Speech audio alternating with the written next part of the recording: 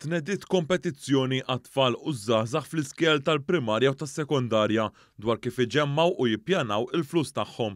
Dan bħala parti mill-programm ġemma li ġivvarat f'konferenz tal-aħbarijiet fl-Università Antika fil-Belt. Helena Holland qed tmexxi din l-inizjattiva u spjegat li l-għan tagħha huwa li t-tfal jitalmu jibnu il-futur tagħhom minn ta' età żgħira. Hija żiedet tispjega kif il-proġetti ta' tfal f'din il-kompetizzjoni se jkollhom temi differenti fosthom dwar il-qalba diġitali u anke s-sostenibilità. Mbagħad minn dan il-proġett l-iskola minn dawn il-proġetti differenti għax jista' jkollhom iktar minn tim wieħed li joħorġ bidejja kif għamilna f'skola sajf. Mbagħad f'dan il-każ jintgħażel l-aħjar wieħed, l-aħjar proġett, isir video ta' 10 minuti u dan il-video jiġi submitted.